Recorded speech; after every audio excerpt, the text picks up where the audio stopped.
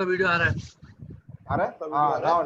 Now it is Okay, coming. great. Good morning to all. Good morning, sir. Good morning. Okay, so Raman sir, can we start now? बिल्कुल sir. Okay, so good morning, friends. So I, Deepak Chatterjee, would like to welcome you all in this first talk of AGU Career Talk webinar series. Today, we are very much privileged to have Mr. Soumya Ranjan, who is Head of Business Development at BFSI Sector Skill Council of India. He's an industry expert in banking, financial services and insurance sector, and having a more than 25 years of experience in this particular sector. He has worked with industry stalwarts and big names like ICICI Bank, Tata Capital, Axis Securities, Reliance Capital. So today we are very much privileged to have him, sir. Again, welcome to this AGU Career Talk series. So I request all the participants and audience to please mute your mic, and you can raise your queries and questions in the Q&A section.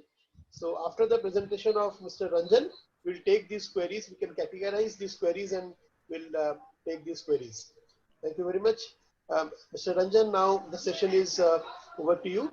Please start your session. Thank you, sir. Thank you, Udipan. Thanks for inviting me for this webinar, and I think this is a great opportunity for me to interact with the candidates, the students of your university and your institutes. My name is Soumya Ranjan, and I work with the Sector Skill Council, which takes care of the BFSI sector. Today we will be spending some couple of minutes trying to understand what is this sector all about, which kind of companies are there in this sector, what kind of opportunities are there in this sector for the young graduates who are coming out of the college, and even for the young MBAs who are coming out of their postgraduate degrees. So let me just start. Am I audible to everyone? Yes, sir, you're audible. Okay. Yes, sir, you're audible. Yeah, just one more thing. If you can just confirm that English would be okay, or it's a English Hindi mix, or Hindi will be better. What is the taste? Sir, I request it should be a mix of Hindi and English, just because there will be the mixed crowd. Okay. There will be candidates from skill centers as well as the candidates from different universities and colleges. So ऐसा करते हैं उद्दीपन कि मैं इसे हिंदी में रखता हूँ, और जहाँ जहाँ जरूरत पड़ेगी I'll take it up in English. Okay. तो चालू करते हैं. BFSI, ये BFSI का जो फुल फॉर्म है वो है banking, that is B, financial services, that is FS, and insurance. तो ये तीन वर्टिकल सब वर्टिकल्स को मिला के ये इंडस्ट्री बनती है जिसका नाम है BFSI. Okay, so let's go to the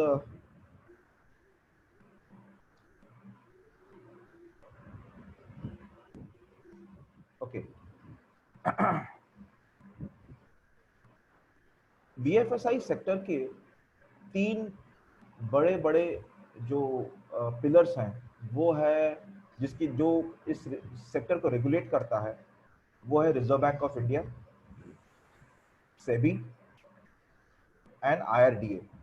so RBI, SEBI and IRDA ये तीन पिलर्स हैं जो रेगुलेट करती हैं इस इंडस्ट्री को, जो इंडस्ट्री के रूल्स एंड रेगुलेशंस को डिफाइन करती है, जो लाइसेंसेस देती हैं, जो ये बताती हैं कि क्या करना ठीक है, क्या करना ठीक नहीं है, और ये परमिशन देती है कि कितने हद तक आप क्या क्या कर सकते हो. मतलब आप क्या रेट, क्या प्रोडक्ट ऑफर कर सकते हो, क्या प्रोडक्ट नहीं ऑफर कर सकते हो. ये सब रेगुलेशंस जो है ये reserve bank of India, securities exchange board of India, insurance regulatory development authority of India, ये तीन मेन कंपनीज है, मेन बॉडीज हैं. तो सबसे पहली बात, जो स्टूडेंट्स बहुत अच्छे एस्पिरेशंस रखते हैं, बहुत स्ट्रांग स्टूडेंट्स हैं, बहुत एकेडमिकली बहुत स्ट्रांग हैं, वो तो ये आरबीआई, सेबी और आईआरडीए में जॉब करने का सोच ही सकते हैं, ठीक है। बट इसके अलावा और भी अपॉर्चुनिटीज हैं, let's talk about that. RBI जो है ये बैंक और एनबीएफसी का मतलब है non banking financial company, banks and NBFC को कंट्रोल करता है। SEBI, securities exchange board of India, ये कैपिटल मार्केट कंपनीज को कंट्रोल करता है, म्यूचुअल फंड कंपनीज को कंट्रोल करता है। और आईआरडीए जो है वो insurance company, insurance broking companies and third party administrator, इनको कंट्रोल करते हैं, इनके रूल्स एंड रेगुलेशन कंट्रोल करते हैं। कैपिटल मार्केट, अगर आप समझें कि कैपिटल मार्केट क्या होता है, तो ये अगर मैं एक लाइन में कहूँ तो शेयर मार्केट, अगर आप सबको पता होगा। अभी लेटेस्ट जो आईपीओ आई थी थोड़े दिन पहले, जो काफी हलचल किया था उसने सिस्टम में, वो है स्टेट बैंक ऑफ इंडिया का जो कार्ड्स पेमेंट कंपनी थी, इन्होंने अपना आईपीओ निकाला था।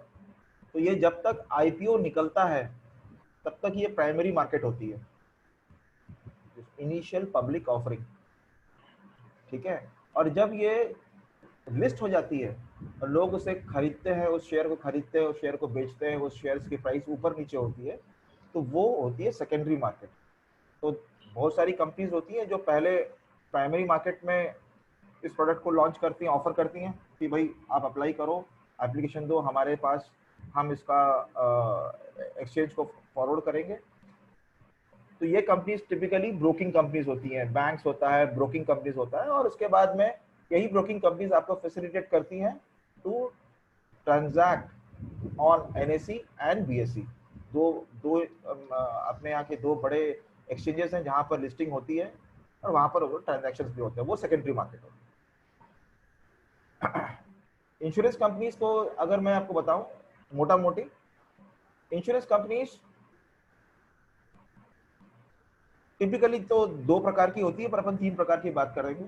एक होती है लाइफ इंश्योरेंस कंपनीज, एक होता है general insurance company. General insurance company जो ज्यादा करके फैक्ट्रीज के साथ में डील करती हैं, और आपके fire insurance, house insurance, peril जो होती है, थेफ्ट होता है, उससे डील करती है, जिससे लाइफ का कोई संबंध नहीं है, बट नुकसान होना, बिजनेस का नुकसान होना, फैक्ट्री का जलना, आपके गाड़ी का एक्सीडेंट होना, ठीक है, इस चीज को हैंडल करता है ज्यादा करके। या इवन आदमी का एक्सीडेंट होके उसका अगर हाथ पैर टूट जाए, उसका खर्चा उठाना, ये भी है। और एक है, वो है हेल्थ। कुछ कंपनीज ऐसी है जो प्योरली हेल्थ इंश्योरेंस के पीछे काम करती हैं। मतलब आपका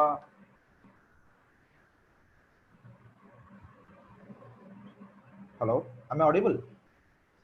Yes, yes, sir. Yeah. So health insurance में फोकस करती हैं, जहाँ से आपका राइट फ्रॉम योर कैंसर हो गया, या बड़े से बड़े बीमारियां हो गई, हार्ट का प्रॉब्लम हो गया, या फिर किडनी का प्रॉब्लम हो गया, उस चीज को जो जिसमें खर्चा बहुत ज्यादा होता है और पूरी लाइफ की सेविंग उसमें खत्म हो सकती है, उस चीज को कैसे इंश्योर किया जाए, उस रिस्क को कैसे कम किया जाए, इस चीज के लिए ये हेल्थ इंश्योरेंस कंपनीज अपनी हेल्थ पॉलिसीज बेचती हैं, ठीक है। तो कुछ हद तक मेडिकल हेल्थ इंश्योरेंस कंपनी और जनरल इंश्योरेंस कंपनी के अंदर में जनरल इंश्योरेंस वाले हेल्थ भी बेचते हैं और हेल्थ वाले खाली हेल्थ बेचते हैं। ओके, सो ये तो हो गया आपको एक बर्ड्स आई व्यू। बहुत ऊपर से अगर देखें, 30,000 फीट के ऊपर से देखें, तो ये मार्केट क्या है, ये इंडस्ट्री क्या है। तो इस इंडस्ट्री में जो मैंने आपको स्क्रीन में आपको दिख रहा होगा, ये बैंक्स, एनबीएफसीज, म्यूचुअल फंड्स के बारे में मैंने कुछ ज़्यादा कुछ कहा नहीं, बट म्यूचुअल फंड आप लोग सबने सुना होगा। अगर नहीं सुना होगा तो थोड़े दिन में आपको एक्सपीरियंस होना चालू हो जाएगा कि ये म्यूचुअल फंड, एसआईपी क्या होता है करके। इंश्योरेंस कंपनी तो आपने देखा ही होगा, ब्रोकिंग, इंश्योरेंस ब्रोकिंग कंपनी भी आपने नाम सुना होगा। और थर्ड पार्टी एडमिनिस्ट्रेटर, जो आप किसी भी हॉस्पिटल में चले जाइए तो वहाँ पर आपको दीवार में डॉक्टर्स की लिस्ट लगी रहेगी और एक साइड में दीवार में थर्ड पार्टी की लिस्ट लगी रहेगी। तो ये बताएंगे कि अगर आपके पास में फलाना फलाना कंपनी का इंश्योरेंस है, हेल्थ इंश्योरेंस, तो आप इससे कांटेक्ट करिए, ये आपका इंश्योरेंस को आप प्रोसेस करेंगे। तो ये होते हैं third party. So let's go to the next slide. अब कोई भी कंपनी में, भले ही वो बैंक हो या ब्रोकिंग कंपनी हो या वो एनबीएफसी हो या इंश्योरेंस कंपनी हो, उसके अंदर में कोई भी कंपनी के 3 मैनेजमेंट लेवल्स होते हैं। ओके, वो तीनों को हम अगर एक पिरामिड में देखें तो ये senior management, middle management, junior management. और इंडस्ट्री के अंदर जो कंपनी के अंदर जो ऑपरेशन होता है, वो टोटल जो वर्कफोर्स होता है उसको हम अगर 3 पार्ट में डिवाइड कर सके, फाइनेंस कंपनी की बात कर रहा हूँ मैं, वो होता है सेल्स, ऑपरेशंस एंड क्रेडिट। ठीक है, तो ऑपरेशंस के अंदर में एडमिन में आ जाता है, एचआर भी आ जाता है, और ऑपरेशंस तो होता ही होता है। ठीक है, तो अगर हम ये देखें कि इसके कंपोनेंट को देखें, तो सबसे बड़ा कंपोनेंट जो होता है किसी भी कंपनी में, वो होता है सेल्स। मतलब अगर 100 लोग काम कर रहे हैं एक कंपनी में, तो समझ लो कि 75% people are in sales. Okay, and say let's say 20% people are in operations. 70 थोड़ा ज्यादा बोल दिया मैंने, 60 बोलना चाहिए। 60% सेल्स में पकड़िए, ठीक है, और बचा हुआ जो 40% है उसको आप ऑपरेशन और क्रेडिट में डिवाइड कर सकते हैं।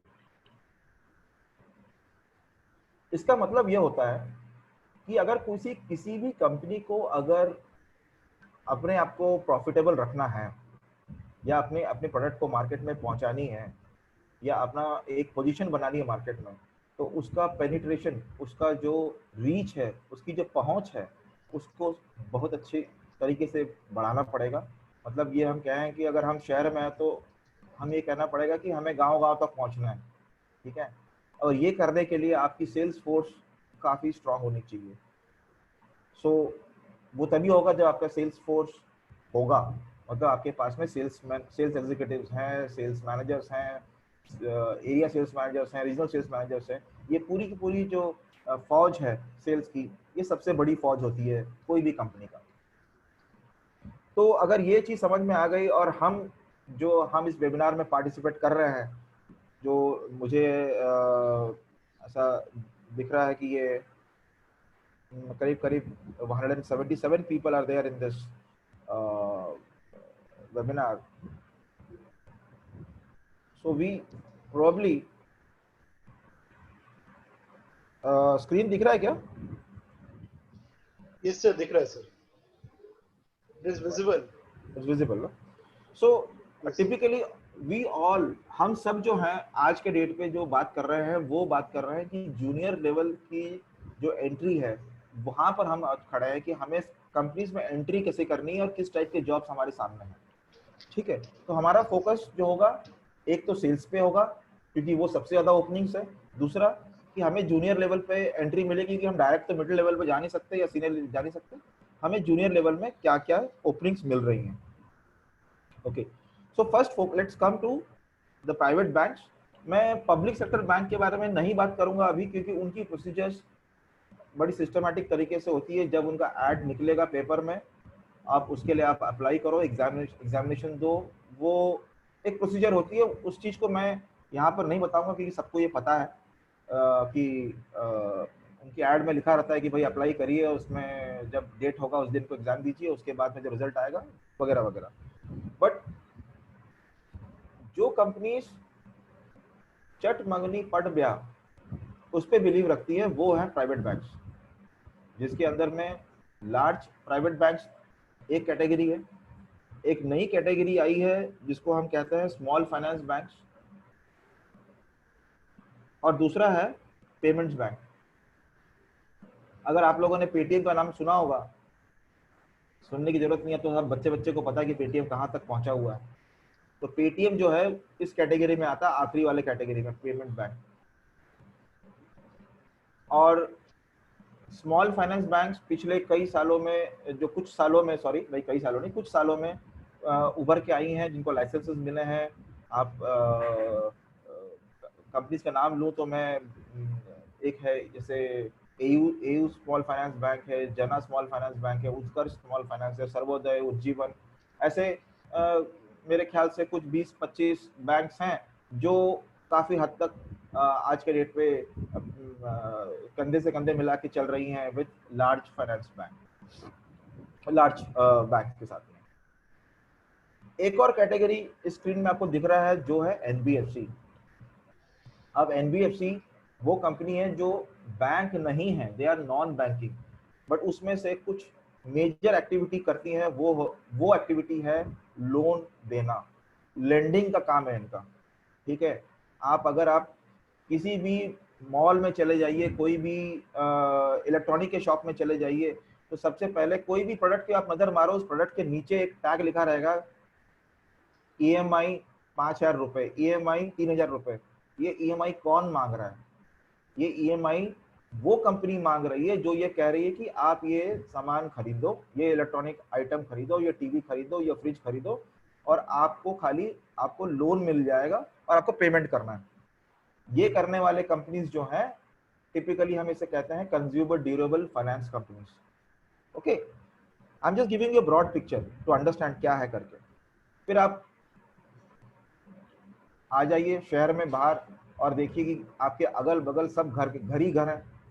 हर घर के पीछे आपको एक फाइनेंस कंपनी खड़ा हुआ मिलेगा, जो आपको दिखाई नहीं देगा बट वो दिख रहा है। आप अपने माता पिता से पूछिए कि अगर आपने अपना घर खरीदा है, खुद का घर खरीदा है, तो उसके लिए कोई अगर लोन लिया है, या आपके बड़े भाई हैं या बड़ी बहन है जो शहर में रहते हैं, उनको पूछो कि अगर उन्होंने घर खरीदा है तो वो घर खरीदने के पीछे के साथ में उन्होंने घर का एक लोन लिया होगा, जिसे हम कहते हैं हाउसिंग लोन, और उसको देने वाली कंपनी होती है हाउसिंग फाइनेंस कंपनी। ठीक है, और तीसरी कैटेगरी है माइक्रो एनबीएफसी की, जिसको हम कहते हैं micro finance companies. Micro finance companies typically छोटी छोटी लोन देती हैं, नाम से ही पता चलता है कि ये माइक्रो फाइनेंस है। अब ये किसको लोन देती हैं? समझ लो कि आप जहाँ रहते हैं वहाँ पर कोई सब्जी वाला है, कोई सब्जी बेचता है, कोई वहाँ पे छोटा मोटा कारोबार कर रहा है। समझो कि अब मैं क्या बताऊँ आपको, कि छोटा सा रेस्टोरेंट चला रहा है, ठीक है, कि वहाँ पर आलू वड़ा समोसा बना के बेच रहा है, ओके, या फिर चप्पल सी रहा है, या समझो कि मछली बेच रहा है, चिकन बेच रहा है।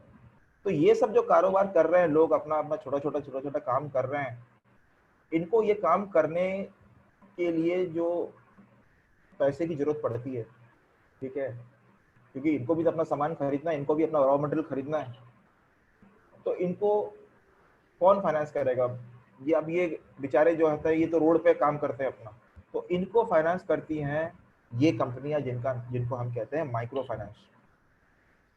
ओके, यहाँ तक कि कुछ ऐसी कंपनीज भी हैं जो लेडीज को फंड करती हैं, जो लेडीज घर पे बैठ के समझो कि कपड़े बुन रही हैं, या बैग्स बनाती हैं, हैंड बैग बनाती हैं, या फिर बहुत सारी चीजें हैं, घर के अंदर में पापड़ बेल लिया, या फिर कुछ और बना लिया, जिसको हम मार्केट में खरीदते हैं जाके, तो उनको भी फाइनेंस करती हैं छोटे पैमाने में।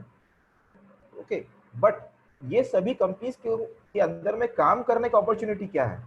अगर आप इस स्क्रीन पे देखें तो यहाँ सबसे पहले मैंने ऊपर दिया है सेल्स एग्जीक्यूटिव। उसके अंदर में 2 कैटेगरी होती है। अगर आप कुछ कंपनीज होती हैं जो थोड़ी बड़ी होंगी, तो वो सेल्स एग्जीक्यूटिव रिटेल लाइबिलिटीज, मतलब ये वो काम करते हैं जहाँ पर ये जाते हैं मार्केट में, पैसे मांगते हैं कि भाई आप हमारे साथ में अकाउंट खोलिए, हमारे साथ में FD रखिए, हमारे यहाँ म्यूचुअल फंड डालिए। ये पैसे मांगने वाले काम करते हैं। उसके नीचे मैंने लिखा है sales executive retail asset. Retail asset means giving loans. ये वो लड़के होते हैं, वो एग्जीक्यूटिव्स होते हैं जो मार्केट में जाते हैं और ये कहते हैं कि हम आपको लोन देंगे, आप हमें अपना डॉक्यूमेंट्स दिखाइए, आपका बिजनेस मॉडल दिखाइए, आपका बैंक स्टेटमेंट दिखाइए, हम आपको मदद करेंगे, पैसे देंगे और आपका बिजनेस बढ़ाने में हेल्प करेंगे। ओके, बाद में आ गए लोन प्रोसेसिंग।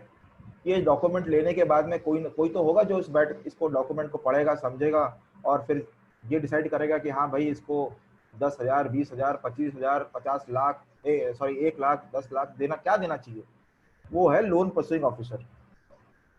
तो कुछ जो ज़्यादा क्या बोलते हैं अपने अकाउंट्स में स्ट्रांग है या बैलेंस शीट को पढ़ने में स्ट्रांग है या बैलेंस शीट में डील करने में स्ट्रांग है, वो जो है बच्चे लोन प्रोसेसिंग के लिए दे सकते हैं। बाद में आ गया debt recovery. Debt recovery officer is typically the person who works to collect the money. पैसे तो बढ़ गए, अब कोई है जो पैसे दे नहीं रहा है, तो क्या किया जाए? उसके घर पे जाना पड़ेगा, बताना पड़ेगा कि भाई सर आपका ईएमआई है, आप दे नहीं रहे हो, क्या प्रॉब्लम है? तो उससे समझ के समझा के उससे पैसे रिकवर करना, क्योंकि अल्टीमेटली अगर पैसे वापस नहीं आएंगे तो हम कंपनी की नुकसान हो जाएगा। आखिरी का दो जो मैंने लिखा है कस्टमर सर्विस ऑफिसर, ये भी एक पोजीशन होती है जहां पर लोग आके पूछते हैं कि सर मैंने लोन लिया था, उसका ये हो गया, इंटरेस्ट लग गया, इंटरेस्ट या चेक बाउंस हो गया, मेरे को पेमेंट करना है तो कैसे करूं, क्या करूं? ये सब कस्टमर सर्विस जो है ये भी होता है। ये आप या तो टेलीफोन के ऊपर होता है या तो कंपनी के अंदर काउंटर होती है, ऑफिस में होती है, ऑफिस में होता है। तो ये भी एक अपॉर्चुनिटी है हमें काम करने का। दूसरा होता है ऑपरेशन एग्जीक्यूटिव, कि भाई एप्लीकेशन आया, उसको प्रोसेस किया, उस चीज़ का उसके चेक्स आए, चेक्स को इकट्ठा किया, चेक्स को जमा किया, चेक्स क्लियर हुए नहीं हुए, क्या हुआ, उसकी एंट्री क्या हुई, कितने चेक्स अल्टीमेटली पैसे आए, किसके नहीं आए, ये सब जो काम है ये सब ऑपरेशन एग्जीक्यूटिव को करना पड़ता है। तो ये भी एक अपॉर्चुनिटी है। ये सभी जो है इसमें से सबसे ज्यादा अपॉर्चुनिटीज बनती हैं आपके पहले 3 कैटेगरी में, sales, retail, sales, assets. Okay, अब चलते हैं और कंपनीज के बारे में मैंने बता दिया। अब हर कंपनी के अंदर में ये जॉब रोल्स है, भले ही वो आप लार्ज बैंक पकड़ो या माइक्रो फाइनेंस पकड़ो, ये सभी के सभी रोल उसमें आएंगे। ठीक है, अब let's go to the next one. Uddipan, am I clear कि मैं जो बोल रहा हूँ? Okay okay, fine. Now coming to the next two subsections of the BFSI, one is FS and one is I। तो FS के अंदर में, फाइनेंशियल सर्विसेज के अंदर में, मैंने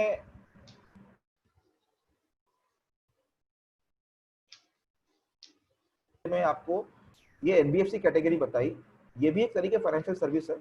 बट एक और फाइनेंशियल सर्विस ये भी होता है कि भाई आपके इन्वेस्टमेंट को कैसे संभाला जाए। म्यूचुअल फंड में अगर आप कैसे इन्वेस्ट कर सकते हैं, आप इक्विटी मतलब शेयर्स में कैसे इन्वेस्ट कर सकते हैं, अगर आपके पास में एफडी रख सकते हैं, या फिर आप गोल्ड में इन्वेस्ट कर सकते हैं, या फिर आप इसका mixture of FD, insurance, mutual fund कैसे आप इन्वेस्ट करके अपना रिस्क कम कर सकते हैं। ये जो है ये wealth management company, stock broking companies, mutual fund companies इस चीज में जो लड़के काम करते हैं या लड़कियां काम करती हैं वो इससे डील करती हैं कि आपका इन्वेस्टमेंट कैसा होगा, रेट ऑफ इंटरेस्ट क्या, रेट ऑफ ग्रोथ क्या होगा। अगर आपने आज 10,000 रुपये डाला तो ये साल के आखिरी में 10,000 का 15 होगा या 20 होगा, 20 साल के बाद में क्या होगा, कितना होगा। ये सब समझाते हैं लोगों की रिक्वायरमेंट को समझते हैं और उनको प्रपोज करते हैं कि सर आप हर महीने कुछ इन्वेस्टमेंट करिए तो आपका अगले 10 साल के बाद में यहाँ तक पहुँच पाएंगे। ठीक है, और एक होता है उसी जगह में कि भाई इंश्योरेंस कंपनीज के अंदर में सेल्स एग्जीक्यूटिव जो होता है वो ये बात करता है कि सर अगर आपको कल कुछ हो गया करेंगे, उनकी आमदनी का क्या होगा, वो कैसे अपनी जीवन शैली जो है उसको कंटिन्यू करेंगे।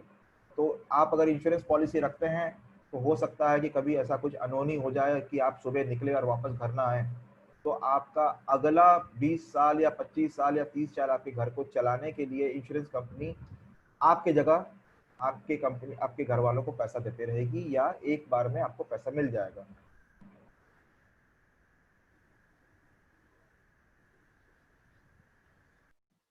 गाड़ी खरीदी, आपने जैसे ही गाड़ी खरीदी सबसे पहला काम आपका कि भाई इसका एक लाइसेंस, इंश्योरेंस, मोटर इंश्योरेंस आपको निकालना ही पड़ेगा। वो एक रूल है, एक एक्ट है, मोटर व्हीकल इंश्योरेंस एक्ट। तो इसके चलते तो आपको ये समझ में आ गया कि भाई मेरी गाड़ी अगर किसी किसी के साथ में एक्सीडेंट होती है, एक तो मेरा गाड़ी का नुकसान होता है वो, और दूसरा कि उस आदमी को जिसको मैंने ठोका है, जिस आदमी से मेरी एक्सीडेंट हुई, उसका क्या, उसका उसका पैसा कौन भरेगा, उसका नुकसान कौन भरेगा। तो वो भी मेरी जिम्मेदारी है क्योंकि मैं गाड़ी चला रहा हूँ। अब गलती किसकी, यह बात अलग है, बट गवर्नमेंट ये कहती है कि आपने अगर गाड़ी चलाए हैं तो एक रिस्क लेके आप घूम रहे हो कि आप किसी को भी ठोक सकते हो। इसके लिए जनरल इंश्योरेंस में मैंने एग्जांपल दिया, ऐसे उसके अंदर अलग अलग कैटेगरी हैं, ठीक है, कि आपने अगर कंपनी चलाया है तो उसमें आपका इंश्योरेंस होना चाहिए, आपका फायर इंश्योरेंस होना चाहिए, आपका थेफ्ट इंश्योरेंस होना चाहिए, ठीक है, अर्थक्वेक इंश्योरेंस होना चाहिए, बहुत सारी चीजें हैं, बर्गलरी इंश्योरेंस होना चाहिए। तो ये कंपनीज के अंदर में अगर हम लिस्ट आप देखें, इंश्योरेंस कंपनी जो मैंने ग्रीन में लिखा है, डार्क ग्रीन में, उसके नीचे काफी सारी कंपनीज, टाइप ऑफ कंपनीज दी है।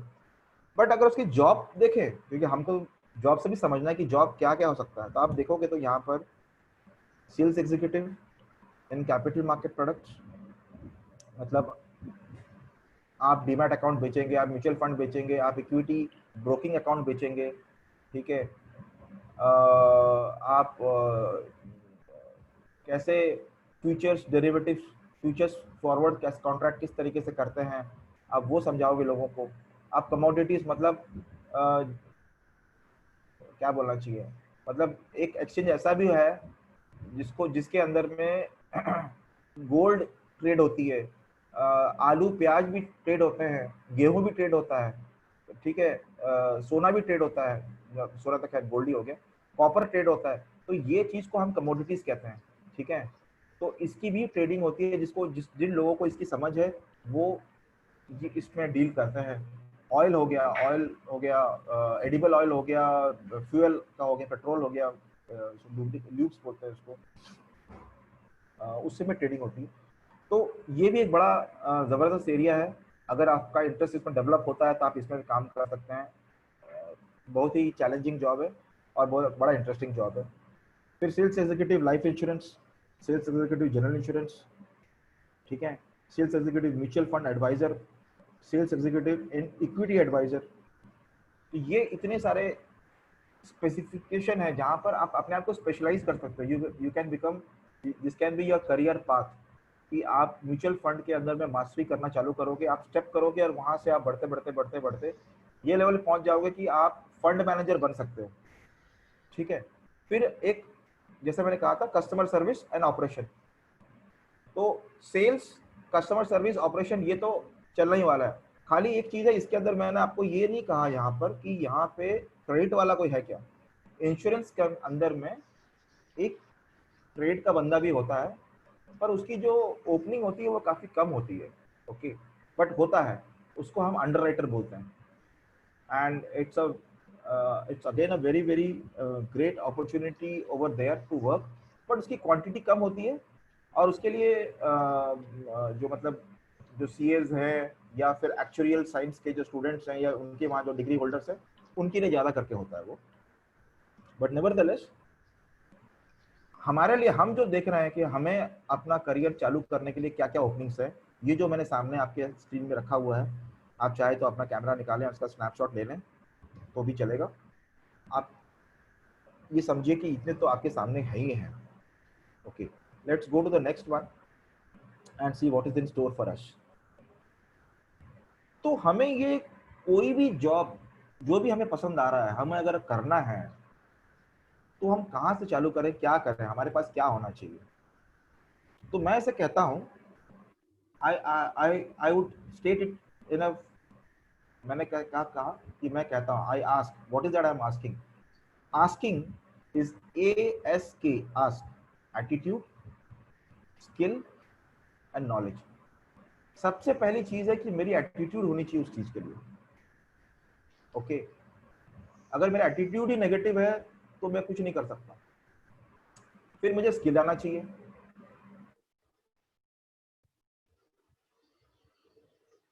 होनी चाहिए। और फिर आता है कि क्षमता अगर है या मेरा स्किल है, मेरे हाथ पैर दिमाग थोड़ा बहुत चल रहा है उस चीज को करने के लिए। फिर मेरा नॉलेज, और नॉलेज क्या है, वो एक दिन में नहीं आता, वो इनफैक्ट वो तो आता ही रहता है, आपको बढ़ता ही रहता है। जैसे जैसे आप आगे बढ़ते जाएंगे वैसे वैसे नॉलेज एक्वायर करते जाएंगे। ठीक है, इसकी एग्जांपल देता हूँ मैं। सबसे एक छोटी सी एग्जांपल है, आप शायद काफी लोग इसमें हंसेंगे भी। अगर आपको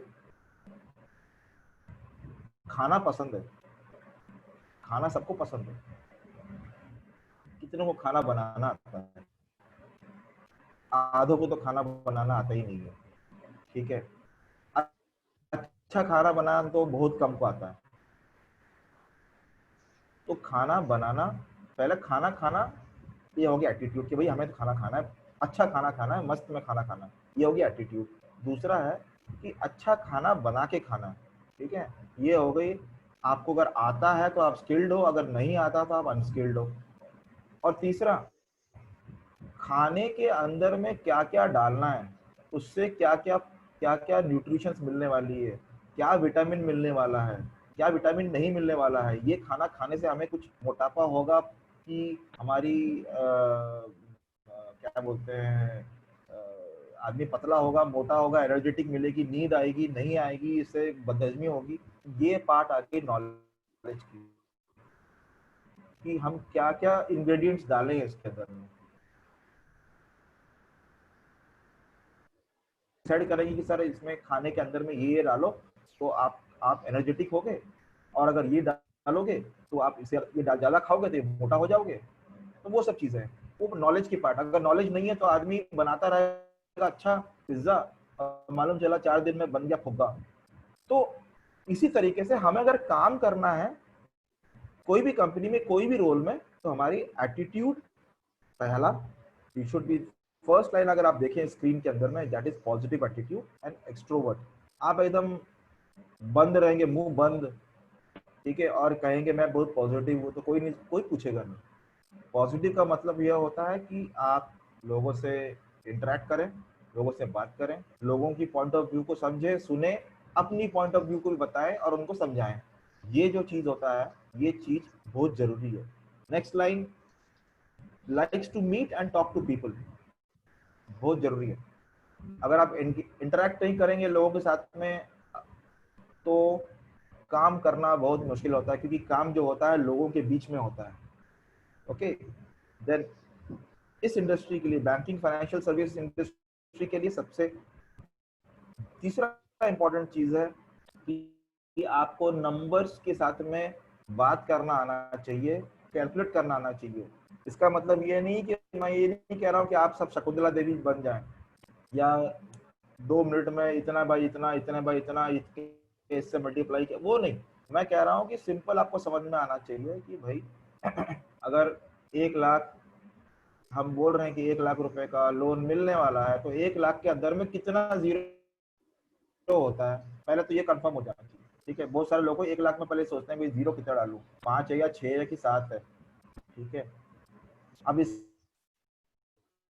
इसके बाद तो साल भर में कितना रुपए देंगे, 1800 देंगे कि 18,000 देंगे कि क्या देंगे? जब 1 लाख का ही पता नहीं है तो 18,000 कहाँ से निकलेगा? सो कैलकुलेशन एंड नंबर, ये चीज के ऊपर हमारी थोड़ी पकड़ होनी चाहिए। सेकंड, कंसेप्चुअल अंडरस्टैंडिंग, ये बहुत जरूरी है कि भाई अगर एफडी है और इसके ऊपर में इंटरेस्ट मिल रहा है तो इसका इसका कैसा ग्रोथ होगा। अगर इसकी फ्रीक्वेंसी, मतलब ये कंपाउंडेड एफडी है, हर क्वार्टर में इसके ऊपर इंटरेस्ट कंपाउंड होने वाली है, तो इसका ग्रोथ क्या होगा, ज्यादा होगा या कम होगा? Simple interest is better than compounding interest, और compounding interest is better than simple interest. इसकी क्लैरिटी होनी चाहिए। आपको अगर लोन लेना है तो आपको क्या समझना चाहिए, आपको अगर इन्वेस्ट करना है तो आपको क्या समझ में आना चाहिए। क्योंकि अगर आप जॉब करेंगे तो आपसे लोग ये पूछेंगे कि आप समझाइए, और अगर आप खुद को नहीं मालूम तो उसे नहीं समझा नहीं पाओगे। तो ये कंसेप्चुअल अंडरस्टैंडिंग होनी चाहिए। बहुत बड़ी चीज नहीं है, बट एक क्लैरिटी होनी चाहिए। दूसरी है कि जैसे जैसे आप प्रोडक्ट के साथ में एक्सपोज होते हैं, हर कंपनी का अपना प्रोडक्ट होता है, अपन घर से तो प्रोडक्ट समझ कर ही जाते हैं। कॉलेज में हमें कंसेप्ट पढ़ाते हैं, जो प्रोडक्ट होता है वो कंपनी में जाने के बाद मालूम चलता है, और प्रोसेस कंपनी के अंदर मालूम चलता है। ठीक है, कोई भी कॉलेज, कोई भी कोर्स आपको प्रोडक्ट और प्रोसेस नहीं बताएगी, आपको उस प्रोडक्ट का जनरलाइज कंसेप्ट बताएगी। सो प्रोडक्ट एंड प्रोसेस को आपको बहुत जल्दी सीखना पड़ेगा जैसे ही आप कंपनी ज्वाइन करते हैं। ये आपकी क्षमता होनी चाहिए कि आपको कितने जल्दी समझ में आता है कि प्रोडक्ट क्या है और इसका प्रोसेस क्या है, किस तरीके से इसका डॉक्यूमेंट फ्लो होता है। फिर डॉक्यूमेंट क्या होती है? हैंडलिंग डॉक्यूमेंट, दूसरा verbal communication and written communication. बोलना आना चाहिए फेस टू फेस या फोन के ऊपर, और रिटर्न या तो ईमेल करिए या तो लेटर लिखिए। बट ये जो कम्युनिकेशन है ये बहुत जरूरी है, क्योंकि हमें कस्टमर से भी डील करना पड़ता है और हमें अपने इंटरनल कस्टमर से भी डील करना पड़ता है। तो external customer as well as internal customer, ये दोनों से डील करना पड़ता है। फिर ये नेगोशिएशन स्किल्स, मोल भाव तो होती है। लोग तो पूछते हैं कि सर आप इसमें थोड़ा और कम कर दीजिए। अगर आप फ्री दोगे तो बोलते हैं कि फ्री तो ठीक है सर, इसके साथ में और क्या मिलेगा।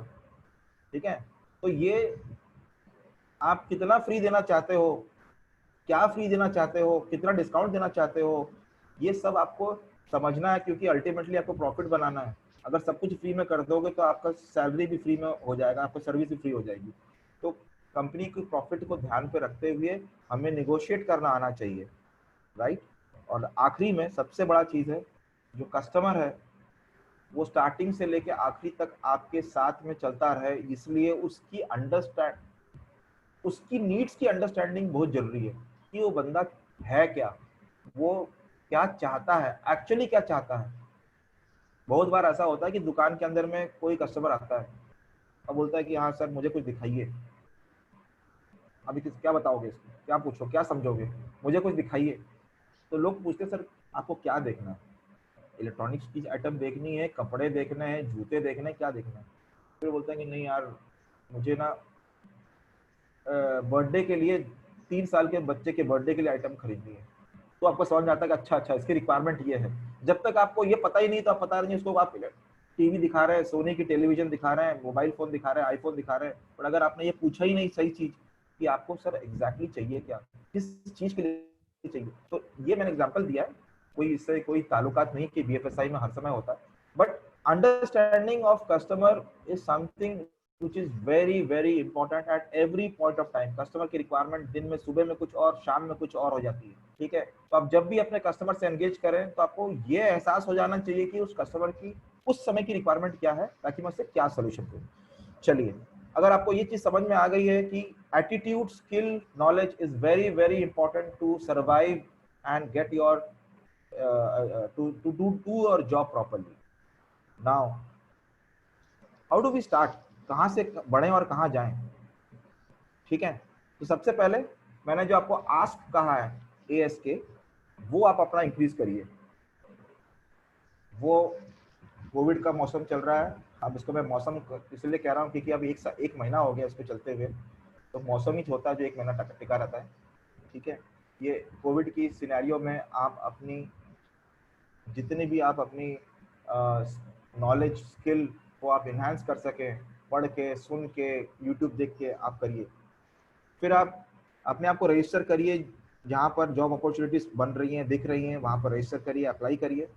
Be very positive about the selection process sorry. That means अगर मैं अप्लाई कर रहा हूँ तो मुझे ऐसा लगना चाहिए कि मैं ही हूँ जो वो काम कर सकता हूँ, क्योंकि मुझ में वो क्षमता है, मुझ में वो इच्छा है, मुझ में करने की ताकत है, और मैं काम भी करना चाहता हूँ, मैं प्रूव करना चाहता हूँ कि I am better than anybody else. आप अपना दिमाग लगाएं, अपनी स्किल्स की डेमोन्स्ट्रेट करें, जब आपको ये जॉब मिल जाती है तब keep unlearning, learning, motivating, mentoring and helping. मैंने सबसे पहले कहा अनलर्निंग। होता क्या है, हम जो है वो हमारी आदत है, कुछ भी चीज जो हमने सीखा है बस उसको पकड़ के रखना है। आप एक समझो, कोई भी चीज नया चीज सीखना है ना, तो पुराने कुछ चीज को डिलीट करना पड़ेगा। अगर आप एक बोतल पानी में, अगर ये बोतल पानी है और इसमें और पानी भरना है, तो पहले जो पानी है उसे खत्म करना, निकालना पड़ेगा, तब जाके आप दूसरा कुछ जिसमें शरबत भर सकते हो। अगर if you want to bring something new into this bottle, you have to first remove something from this bottle. The same way, that means you have to do some unwanted पुराने चीजें जो हैं, जो अब जरूरत नहीं है इस दुनिया में, अब अपने को नहीं चाहिए, उसको धीरे धीरे निकालो, अनलर्न करो, न्यू चीज को लर्न करो, मोटिवेट करिए अपने आप को और अपने बगल वाले को। बिकॉज जैसे जैसे आप कंपनी में काम करेंगे, आपके नीचे कुछ टीम होगी, उसको मोटिवेट करना पड़ेगा, उसको हेल्प करना पड़ेगा, उसको मेंटरिंग करना पड़ेगा, और आखिरी में आप अपना अचीवमेंट करेंगे, आपकी ग्रोथ होगी, and that is what is called a career growth. So starting is from ASK, then the process is to apply positive in your selection procedure, apply your knowledge and skills, keep learning, keep relearning, and always look for achievements, and that is how you make a growth in your career. Fine, with that I move to the opportunities which are available. uh, I'll just take some names like banking front office, आपको screen में दिख रहा है, telecalling opportunity facilitator, ये एक role है, job role है, loan processing एक जॉब रोल है, माइक्रो फाइनेंस ऑफिसर ये जॉब रोल है, डेट रिकवरी मैंने आपको कहा, फिर commodities front desk, mutual fund advisors, equity front desk जो फेस टू फेस आता है, अकाउंट्स एग्जीक्यूटिव, अकाउंट्स की तो खैर मुझे बताने की जरूरत नहीं है, बहुत ही मतलब कई पहले ही अकाउंट से सब कुछ चालू हुआ, ठीक है, life insurance and general insurance, इसके अंदर में आपकी अपॉर्चुनिटीज हैं, रहेंगी और बढ़ने वाली है। आपको ये समझना बहुत जरूरी है कि ये कोविड से कुछ भी नहीं बिगड़ने वाला, उल्टा इसकी रिक्वायरमेंट और बढ़ने वाली है। थोड़े दिन के लिए पीछे हटेगा, ये थोड़े दिन के लिए थोड़ी शांत होगी, थोड़े दिन के लिए लोग डरे रहेंगे, बट जब ये वापस लौटेंगे, ठीक है, तो वो इतने स्पीड से लौटेंगे कि क्योंकि अगर हमें दौड़ना है तो हम आज अगर थमे तो हमें आगे बढ़ने के लिए दौड़ना पड़ेगा, चलना नहीं दौड़ना पड़ेगा, और दौड़ में शामिल होने के लिए आपको तैयार रहना पड़ेगा। Fine, so my request to all of you who are listening to me right now, अगर आपको कुछ कंटिन्यूस इंफॉर्मेशन चाहिए जो हम आपको भेज सकते हैं on email about various job opportunities that we come to know, we will keep shooting mails to you कि भाई यहाँ ओपनिंग है, आपको देखना है, आप देखिए, अप्लाई करिए, क्योंकि अल्टीमेटली आपको अप्लाई करना है। Some information to keep flowing to you on a regular basis, भले ही आप ग्रेजुएट हो, भले ही आप MBA स्टूडेंट हो, sorry, you can just take up your phone right now, आप ये देख रहे हैं, आप अपना फोन उठाइए, अपना ईमेल ओपन करिए, कुछ मत करिए, खाली 2 में इतना आप लिख दीजिए, apprenticeship BFSI SSC, apprenticeship BFSI SSC @gmail.com। इतना ही करना है, आपको कुछ नहीं करना है, कोई CV नहीं भेजना है, कुछ नहीं भेजना है, आप इसको भेज सकते हैं, ठीक है, इससे आपका रजिस्ट्रेशन हो जाएगा, और आपको हमारे पास जो इन्फॉर्मेशन आती है हम आपको भेजते जाएंगे, फिर वो आप उसको किस तरीके से आप उसको अपने आप को मोल्ड करिए, किस तरीके से आपको यूज करिए, क्या उसमें से आप ड्रॉ करिएगा, क्या उसमें से समझिएगा, क्या नहीं समझिएगा, ये तो वक्त ही बताएगा। बट अगर मुझे समझ में आने के लिए कि मैंने अगर आज 150 लोगों से बात करी है इस 1 घंटे के समय में, तो उसमें से कितने लोग इसके लिए इच्छुक हैं, ये जानने के लिए कि हमारे पास क्या क्या अपॉर्चुनिटीज आने वाली है या आ रही हैं एज अ ग्रेजुएट। तो मैं चाहता हूं कि आप इस ईमेल में एक टेस्ट मेल भेजो, बस कुछ नहीं करना है, टेस्ट मेल भेजिए, उठाइए और ईमेल आईडी टाइप करिए 2 में और सेंड बटन दबा दीजिए, उतना ही करना है। आपको हमारी तरफ से छोटा सा लिंक आएगा, उस लिंक में आपको कुछ अपने नाम भरना है ताकि हम आपको एड्रेस कर सकें, आप कौन है, आप फीमेल है मेल है मालूम चले, तो उस तरीके से हम आपको इंफॉर्मेशन देंगे। सो ये हो गई मेरी बात, and I am very thankful to Isaac and Uddipan ji for inviting me over here and asking me to share my thoughts and views जो मैं हो पता नहीं मैंने कितने अच्छे से बोला है, क्या बोला है, बट मुझे लगता है कि शायद मैंने, क्योंकि जिस एरिया से आप लोग बिलोंग करते हैं, एमपी, छत्तीसगढ़, झारखंड, इसी एरिया से मैं भी बिलोंग करता हूं, तो मुझे लगता है कि ये मेरी लैंग्वेज ठीक ठाक ही रही होगी, आप लोगों को समझ में आया होगा। वैसे तो मैं कोई बड़ा ऑरेटर हूँ नहीं। I'm open for questions.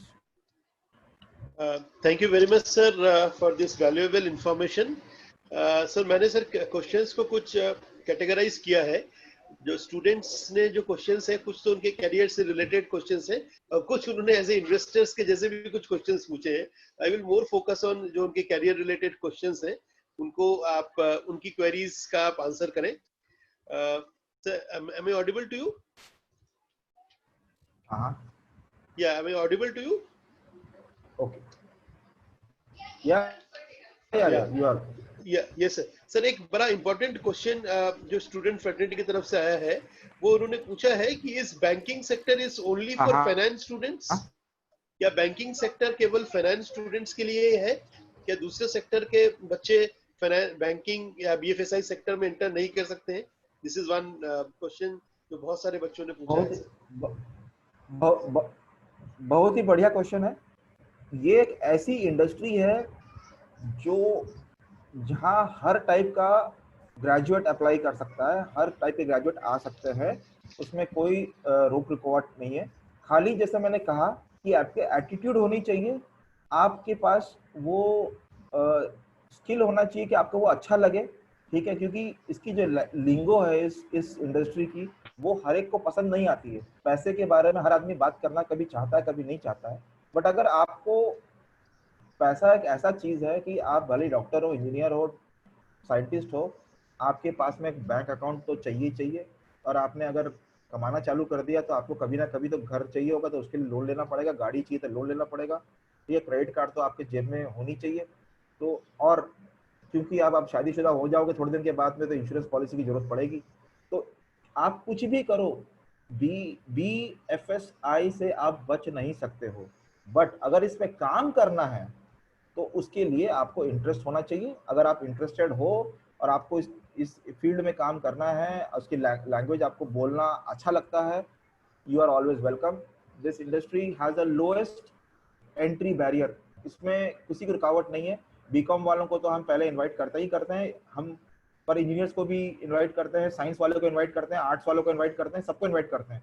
अगर आपको इस चीज में कुछ पूछना है किसी को इंडिविजुअल, तो भी आप मुझे मेल लिख सकते हो, इसी तो बता दूंगा, बट कोई रुकावट नहीं है। Arts, science, commerce, everybody can apply. Thank you sir.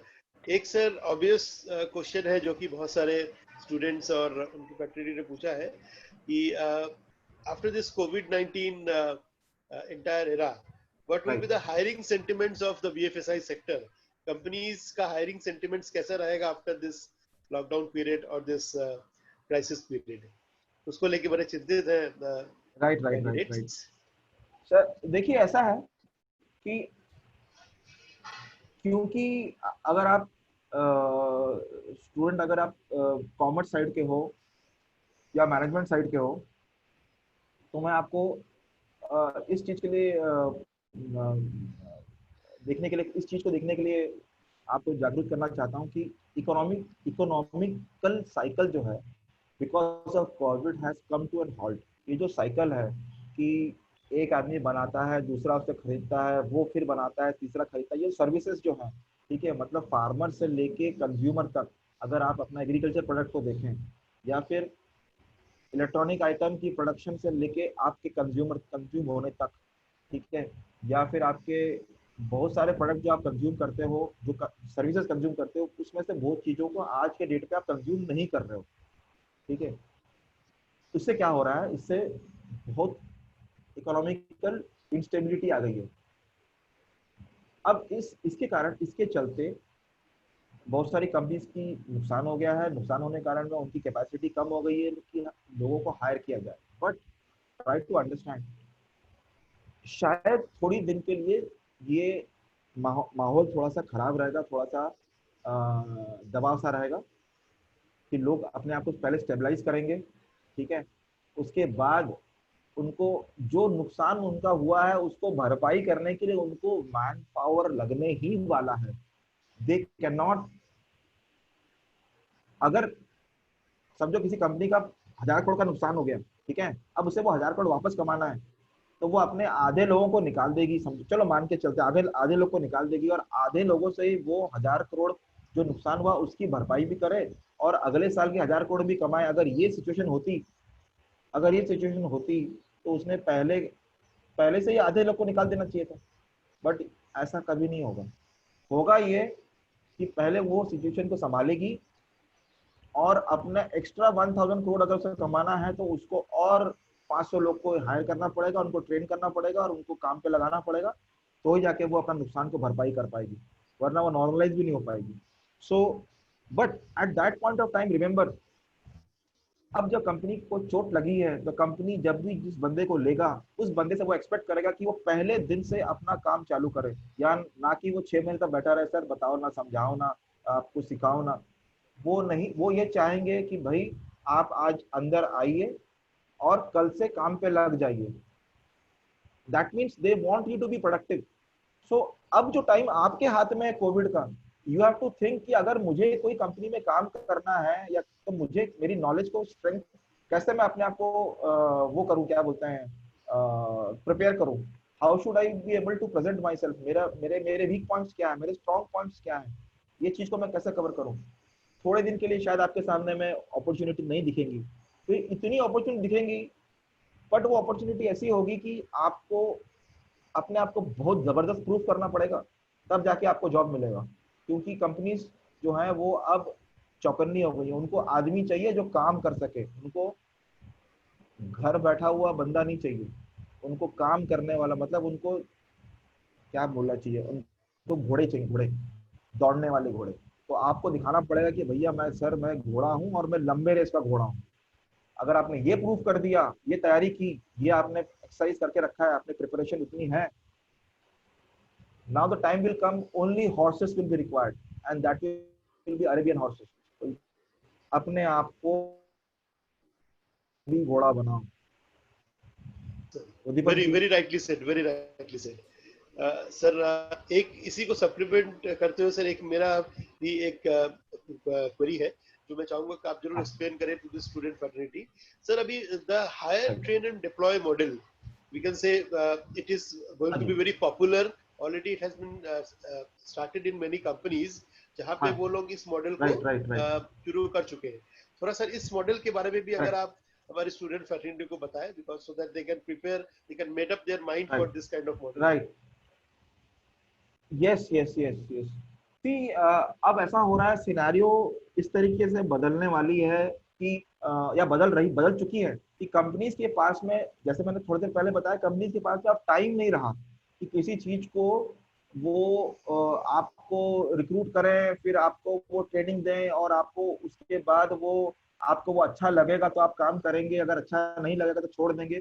अब वो सिनेरियो के पास नहीं कि नुकसान उनका काफी हो चुका है और ये अगले कुछ महीनों में तो और भी नुकसान होने वाला है, जैसे दिन बढ़ते जाएंगे ऐसे नुकसान होते हैं। अब तो वो क्या कह रहे हैं, उन लोग अब कह रहे हैं कि भाई हम हायर ट्रेन डिप्लॉय मॉडल करेंगे।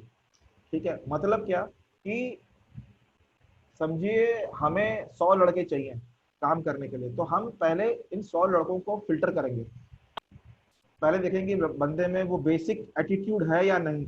अगर वो बेसिक एटीट्यूड है और थोड़ा बहुत वो जो है उसकी प्रिपरेशन लेवल है, अगर वो है तो बोलेंगे ठीक है भाई, हमने आपको शॉर्टलिस्ट कर दिया। अब आप एक पर्टिकुलर मॉड्यूल, एक प्रोग्राम है, भले ही वो 10 दिन का हो या 15 दिन का हो या 1 महीने का हो, जो वो कंपनी डिसाइड करेगी, वो आपको बताएगी ये मॉड्यूल आप करिए, ये कंप्लीट करिए। ठीक है, अब ये मॉड्यूल जैसे ही आप कंप्लीट करते हैं तो आप जरूर कुछ सीखेंगे उसमें। जैसे ही आपका मॉड्यूल खत्म होता है वो आपसे सेकंड राउंड ऑफ इंटरव्यू करेगी और उसमें वो देखेगी कि जो लड़के को हमने 30 दिन पहले मिले थे, अब उस लड़के को हम 30 दिन या 15 दिन बाद मिल रहे हैं, हमने क्या परिवर्तन देखा उसमें। अगर वो लड़के में परिवर्तन दिख रहा है और मालूम चल रहा है कि हाँ he has become more knowledgeable, and is now more presentable. अब उसकी समझाने और समझने की क्षमता काफी बढ़ गई है, वो हमारे प्रोडक्ट के बारे में बात कर पा रहा है, समझ पा रहा है, बोल पा रहा है। उसको सीधा सीधा अपॉइंटमेंट लेटर और बोलेगे भैया ये तुम्हारा ब्रांच है, इस ब्रांच में काम करना चालू करो, आपकी एरिया जो है वो ये है, या फलाना ठिकाना जो भी है, कि भैया अगर आप भोपाल में है तो यहाँ काम करेंगे, 17 में है तो यहाँ काम करेंगे। तो उसके बाद आपका हो गया डिप्लॉयमेंट। तो पहला हो गया हायर, बट इसमें आपको समझना यह है कि हायर जब करते हैं तो आपका शॉर्टलिस्ट की जाती है। ट्रेनिंग जो होता है वो आपको करवाना है अपने आप को। कंपनी आपको ट्रेनिंग नहीं दे रही है, कंपनी आपको ये कह रही है कि आपका ट्रेनिंग इस पर्टिकुलर इंस्टीट्यूट में, इस पर्टिकुलर प्रोग्राम में आपको करना है। अगर आप करना चाहते हैं तो अच्छी बात है, अगर नहीं करना चाहते तो आपकी मर्जी। करने के बाद में वो ये देखना चाहती है कि कितनी जिद है आपने 15 दिन में उस ट्रेनिंग में कितना सीखा है। देखो सुपरमैन तो कोई नहीं बनेगा, बट आपसे कुछ एक्सपेक्टेशन होती है कि आप 15 दिन में कुछ तो चीज अक्वायर करोगे। एक असेसमेंट टेस्ट होता है, वो आपको पास करना होता है, ठीक है। उसके बाद में आपकी एक इंटरव्यू होती है जहां पर उनको खाली इतना समझना होता है कि भाई ये लड़का अब अपने काम का बन गया है, इससे सीधा काम पे लगाओ, सैलरी दो, इंसेंटिव दो और इसको दौड़ाओ। मतलब आप अब घोड़े बन चुके हो, और ये घोड़ा बनने का काम होता है ट्रेनिंग के अंदर। Deployment is the last phase. This is the model that is coming up very very fast. जो उद्दीपन जी ने अभी कहा, हायर, ट्रेन एंड डिप्लॉय। कोई लोग इसको ट्रेन, हायर एंड डिप्लॉय भी बोलते हैं, पर इसको हायर, ट्रेन, डिप्लॉय भी बोला जाता है। जहां पर पहला एक इंटरव्यू होता है, आपकी पर्सनालिटी, आपकी ग्रूमिंग, आप किस तरीके से कपड़े पहनते हैं, किस तरीके से आप अपने आप को प्रेजेंट करते हैं, आपकी हेयर स्टाइल क्या है। अभी मेरी हेयर स्टाइल के ऊपर मत ध्यान देना क्योंकि मैं 1 महीने से बाल कटिंग नहीं करी है, ठीक है। बट आपका ग्रूमिंग किस तरीके से, आपने क्या कपड़े पहने हैं, मालूम चला एकदम वो आती क्या खंडाला वाला कपड़े अगर पहन लिए तो कोई आपको एंटरटेन नहीं करेगा, ठीक है। तो you have to wear sober dress which is suppose to be worn by somebody while going for interview, ठीक है। अगर आपको आप टाई पहना ना पहने दैट्स अ डिफरेंट थिंग, पर चप्पल पहन के इंटरव्यू के लिए मत जाने जाना, ठीक है। वियर ब्लैक शूज, पॉलिश करिए, पहनिए उसे, ठीक है। जीन्स पहन के मत चले जाना, टी शर्ट पहन के मत चले जाना, ओके। तो इस तरीके से अगर आप अपना प्रेजेंट करते हैं तो आपकी हायरिंग हो जाएगी। फिर आपको कहा जाएगा ट्रेनिंग लीजिए, एंड देन अगर ट्रेनिंग आपने पूरा ध्यान लगा के पढ़ाई की, उस ट्रेनिंग को आपने लिया। ये कोई 6 महीने लंबा ट्रेनिंग नहीं होगा ना, ज्यादा से ज्यादा करके ये 1 महीना 15 दिन का हो सकता है, ठीक है। उसके बाद आपने आपका ऑफर लेटर आ जाएगा और आप अपना काम चालू करेंगे। कुछ कंपनी ऐसी भी हैं जो ये कहती हैं कि अगर आप ट्रेनिंग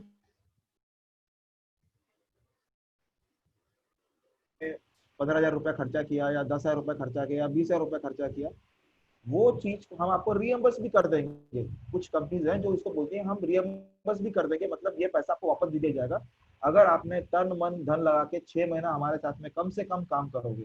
ऐसी भी कंपनीज हैं। तो depending upon company to company ऐसी ये मॉडल्स चल रही हैं, और ये मार्केट में काफी अच्छा चीज है। क्योंकि बहुत टाइम ऐसा होता है कंपनी में लड़के ज्वाइन कर जाते हैं और बाद में मालूम चलता है अरे यार मुझे जाना कहीं और था और मैं पहुंच कहीं और गया हूँ। ये चीज से बचने के लिए आपको ये अच्छा तरीका है। Uddipan ji. Thank you sir, thank you sir, thank you for sharing the important insight. Sir एक क्वेश्चन सर, क्योंकि बहुत सारे स्टूडेंट्स जो क्वेश्चन देख के ऐसा लग रहा है they are also early investors और tend to be early investors. So बहुत सारे क्वेश्चंस उन्होंने पूछे हैं उससे रिलेटेड, इन्वेस्टमेंट से रिलेटेड। एक छोटा सा मैं कॉमन क्वेश्चन पूछता हूँ जिसमें बच्चों ने जानना चाहा है, और might be there might be trainers and faculties also जिन्होंने ये पूछा होगा कि they want to know the difference, the basic difference between share market and mutual fund process, and वो ये भी जानना चाहते हैं which one is better for investment. Okay. सबसे पहले समझने वाली बात यह है कि share market that is the direct exchange, वो होता है आपका NSE एंड BSE में जो शेयर्स की लिस्टिंग होती है और जो उनके प्राइसेस वहां पर दिखाए जाते हैं, तो बाइंग एंड सेलिंग प्राइसेस। अगर आप डायरेक्टली कोई शेयर परचेज कर रहे हैं तो आप सीधा शेयर मार्केट में उतर गए, मतलब you are directly becoming a shareholder of a company if you buy a share from the exchange through a broker. अगर मैंने रिलायंस इंडस्ट्री का 100 शेयर खरीद लिया मार्केट से, एक्सचेंज के थ्रू, क्योंकि खरीदना तो ऑब्वियसली एक्सचेंज के थ्रू ही है मुझे, पर मैंने अगर वो खरीदा है तो मैं रिलायंस का शेयर होल्डर बन गया। अगर जब तक मैं वो शेयर होल्ड करके रखा है, मैं शेयर होल्डर बन गया। ओके, तो जो भी डिविडेंड होगा वो मुझे मिलेगा, जो बोनस होगा वो मुझे मिलेगा। बट इसका रिस्क भी मैं उठाऊंगा क्योंकि मैं इक्विटी शेयर होल्डर बन चुका हूं, तो इसका रिस्क, इक्विटी की जो रिस्क होती है वो डायरेक्टली मेरे साथ अटैच हो गई। अब इसके कंपैरिजन में आप म्यूचुअल फंड को देखिए। म्यूचुअल फंड क्या होता है? म्यूचुअल फंड ये होता है कि एक कंपनी है जिसने आप सब लोगों से ये कहा कि सर आप अपने अपने पैसे मेरे को दीजिए, ठीक है, मैं आपको उस पैसे का एक यूनिट दूंगा, और आपने अगर मुझे 100 रुपया दिया तो उस 100 रुपया से मैं अगर समझो कि मैंने ऐसे 1 लाख लोगों से 100 रुपए इकट्ठे किए तो मैंने 1 करोड़ रुपए इकट्ठा कर दिया। अब उस 1 करोड़ रुपए का मैं कुछ शेयर खरीदूंगा रिलायंस का, कुछ शेयर खरीदूंगा आईटीसी का, कुछ शेयर एचडीएफसी का, कुछ एसबीआई का, और ये टोटल जो पोर्टफोलियो है, इस पोर्टफोलियो को हम कहते हैं फंड। ठीक है, इस ये फंड का एक पोर्टफोलियो होता है। इस पोर्टफोलियो का या तो मार्केट में प्राइस बढ़ेगा या तो मार्केट में प्राइस घटेगा। अगर मैं एक अच्छा फंड मैनेजर हूँ, मैं एक अच्छा म्यूचुअल फंड हूँ, तो मैं ऐसे ऐसे कंपनीज में इन्वेस्ट करूंगा जिससे कि इसकी टोटल जो पोर्टफोलियो की वैल्यू है वो बढ़ेगी। अगर पोर्टफोलियो की वैल्यू बढ़ेगी तो मैंने जो आपको एक आपसे 100 रुपया लिया है, उस 100 रुपये का इसके साथ में लिंकेज होता है जिसको हम कहते हैं कि नेट एसेट वैल्यू। ठीक है, तो आपको एक तो मैं आपने 100 रुपया दिया तो मैंने आपको यूनिट दी कि भाई आपके म्यूचुअल फंड के इतने यूनिट आपको आपने हमसे खरीदी। अब उस यूनिट की वैल्यू होती है, अब वो यूनिट की वैल्यू कब बढ़ती है? जब मेरा फंड का पोर्टफोलियो का वैल्यू बढ़ेगा तो आपकी यूनिट की वैल्यू बढ़ेगी। तो आपका जो रिस्क है एज अ इंडिविजुअल, आप जब 100 रुपये लगा रहे हो तो 100 रुपये में या तो आप मार्केट में जाओगे तो आपको 100 रुपये में 1 शेयर 2 शेयर मिलेगा। जब आप म्यूचुअल फंड के पास जाओगे तो आपका 100 रुपया में से कुछ हिस्सा रिलायंस का होगा, कुछ आईटीसी का होगा, कुछ एचडीएफसी का होगा, कुछ एसबीआई का होगा, कुछ आईसीआईसीआई होगा। मतलब आपने अपने रिस्क को टोटल ही बदल दिया है। सॉरी, ना बदल नहीं दिया है, बिखरा दिया है आपने। You have diversified your risk. So what happens is, अगर मैं छोटा छोटा क्या बोलते हैं यंग यंग इन्वेस्टर हूँ, मुझे रिस्क नहीं लेना, मुझे आता नहीं है मुझे क्या करना है, ठीक है, मुझे पता नहीं है रिलायंस के अंदर में क्या क्या चलता है क्या नहीं चलता, और मेरी उतनी क्षमता भी नहीं है कि आज मैंने खरीदा और कल उनकी चला गया और मैं लॉस में हो गया तो क्या होगा। तो मैं क्या कर सकता हूँ? I can start investing in SIP, that is systematic investment plan of a mutual fund, जहाँ मैं हर महीने मेरी सैलरी हुई, मेरा समझो मैंने सेल्स एग्जीक्यूटिव बन के ज्वाइन किया हूँ कंपनी में, मेरे को सैलरी मिल रही है 15,000 रुपये स्टार्टिंग। उस 15,000 में से 2,000 रुपये मैंने म्यूचुअल फंड में लगा दिए। am I Audible? Yes sir, yes sir, you're audible. तो ये म्यूचुअल फंड में मैंने 2,000 रुपये लगाए तो मैं 12 महीने में 24,000 रुपये इन्वेस्ट कर चुका हूँ। अब 24,000 रुपये का मुझे पता चलेगा कि 24,000 रुपये में मेरे को मालूम चलेगा कौन से फंड में इन्वेस्ट किया, उस फंड में किस किस इक्विटी शेयर्स में इन्वेस्ट किए। अगर वो मेरा वैल्यू बढ़ रहा है, मार्केट बढ़ रहा है, वैल्यू बढ़ रही है, तो मुझे समझ में आएगा कि अच्छा ये कंपनीज के अंदर में इन्वेस्टमेंट जो है वो अच्छा होता है। अगर मैं आज और 5 साल के बाद में मेरे पास मेरी सैलरी बढ़ के 15,000 से 1 लाख रुपए हो गई, ठीक है, या 1.5 लाख रुपए हो गई, तो मैं सोचूंगा क्यों ना मैं उस शेयर को डायरेक्टली क्यों ना खरीद लूं, तो I become a shareholder. तो आप दो चीजें हैं, अगर या तो you take your 1-to-1 risk by exposing yourself to the company, company ऊपर गई तो आप भी ऊपर जाओगे, कंपनी नीचे जाएगा तो आप भी नीचे जाओगे। बट अगर आप म्यूचुअल फंड के थ्रू जाओगे तो आपका रिस्क ऐसा बटा हुआ रहता है कि कुछ कंपनियां ऊपर जाएंगी कुछ नीचे जाएंगी, बट आप बीच में अपना तैरते रहोगे। ठीक है, म्यूचुअल फंड वाला उस चीज को मैनेज करता रहेगा, आपको टेंशन लेने की जरूरत नहीं है, क्योंकि आपको हर चीज समझ में शायद आए ना आए, अगर ये आपको डाउट है, always go through the mutual fund route because that is a safer way of doing it. It's जो जिसकी एक्सपर्टीज नहीं है उसमें म्यूचुअल फंड जाना चाहिए, जो सट्टेबाजी नहीं करना चाहता वो म्यूचुअल फंड जाना चाहिए, जो यहाँ पर अंधाधुंध सट्टेबाजी करना चाहता है वो इक्विटी में जाए, या तो वो तर जाएगा या तो वो जल जाएगा। बट इक्विटी में जाना वही जाना चाहिए जिसको फंडामेंटल नॉलेज है, टेक्निकल नॉलेज है, जिसके पास में बैलेंस शीट पढ़ने की क्षमता है, जो economic times, Indian financial express ये सब पढ़ के, बिजनेस स्टैंडर्ड पढ़ के ये समझ सके कि फ्यूचर ऑफ द कंपनी क्या होगा, वो इक्विटी में इन्वेस्ट कर सकते हैं। इक्विटी में वही आदमी इन्वेस्ट करना चाहिए जिसके पास में उतना पैसा है, जो पैसा अगर डूब भी जाए तो कोई चिंता नहीं। Otherwise, mutual fund is the right way of systematically approaching when you are young. That is my personal view. Thank you, sir. Yes, sir. Thank you very much, sir. Last, we'll take the last question, which is again a very important thing. एक जो students ने पूछा है कि क्या BFSI sector में भी entrepreneur बनने का मौका है? क्या ये सेक्टर भी नए एंट्रेंट्स अरे जबरदस्त मौका है, मौका देता है, जबरदस्त मौका देता है। फॉर एग्जाम्पल मैं आपको ये कहूंगा कि अगर आप लाइफ इंश्योरेंस एडवाइजर बनना चाहते हैं, सपोज एंटरप्रेन्योरशिप की बात चल रही है, आप मुझे पता नहीं यहाँ जो सुन रहे हैं मुझे उसमें कितने इंजीनियर हैं, कितने डॉक्टर हैं, कितने चार्टर्ड अकाउंटेंट हैं, कितने कॉमर्स ग्रेजुएट हैं, कितने आर्ट्स साइंस वाले बच्चे हैं, उनकी खुद की पसंद क्या होगी मुझे पता नहीं। बट वो भले ही कोई भी फील्ड में काम कर रहे हैं, वो डॉक्टर हो या वो इंजीनियर बन जाए या वो रेलवे में जॉब कर ले या कहीं भी जॉब कर ले, ठीक है, पायलट बन जाए या पुलिस में भर्ती हो जाए, वो फिर भी इंश्योरेंस के एजेंट बन सकते हैं, इंश्योरेंस के एडवाइजर बन सकते हैं। ठीक है, अगर उनको इंश्योरेंस की प्रोडक्ट की समझ आ गई तो वो they can do a very good job of becoming an entrepreneur.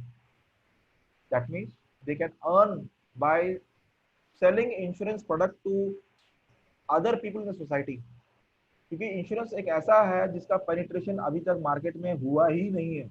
मेरे अगर मैं कहूँ मोटा मोटी, वो तो हम जिनको हम जानते हैं वो तो खाली ओनली 10% है, 90% तो अभी भी अनइंश्योर्ड है इस कंट्री में। ठीक है, तो आपको अगर अपना एंटरप्रेन्योरशिप स्किल्स बढ़ाना है और आपको ये क्या बोलते हैं, इंश्योरेंस एजेंट बन सकते हैं आप किसी कंपनी के साथ में, आप म्यूचुअल फंड एडवाइजर बन सकते हैं, आप जनरल इंश्योरेंस एडवाइजर बन सकते हैं, तो ये आप इक्विटी सब ब्रोकर बन सकते हैं। तो ये सब फैसिलिटी आपके पास में आपको एंटरप्रेन्योर बनने का मौका ये इंडस्ट्री में मिलता है। There are some licenses, some certifications that you may require, but before you do that, before you become any entrepreneur, I would always suggest कुछ साल काम करिए, उसको सीखिए, उस ट्रेड को सीखिए, उसके अंदर में क्या डिफिकल्टीज है, क्या उसकी प्लस पॉइंट्स है, क्या माइनस पॉइंट्स है, क्या रिस्क उसमें है, क्या रिस्क नहीं है, कितना आप रिस्क उठा सकते हैं, ये समझिए, उसके बाद में छलांग मारिए। वैसे तो sky is the limit. Thank you, sir. Thank you very much for this insightful discussion and Q&A session. I think the students must have got a very valuable inputs from your words of wisdom. So I would like to thank you from ISET Group of Universities for taking out your valuable time, and आपने इस very distressful जो moment है उसमें भी आपने हमारे लिए समय निकाला, हमारे students के लिए समय निकाला। हम definitely इंश्योर करते हैं स्टूडेंट्स को भी हम बहुत जल्दी इस तरह के सेशंस लेके आपके साथ आएंगे। Thank you very much sir. You are always welcome, thank you for inviting me again. And situation ऐसी है कि ये सिचुएशन में घबराना या डरना ये सब चीजें बड़ा नॉमिनल होता है, नॉर्मल है, बट इसके बाद मतलब जो हम कहते हैं ना कि डर के बाद भी कुछ है, तो उसके ऊपर ध्यान दो। हर रात की एक सुबह होती है, ये सोच के चलिए। तो this is the time where you have to prepare yourself. That is my only statement to all my participants, and thank you again Isaac for giving me this opportunity. Thank you sir, thank you very much. Thank you very much sir.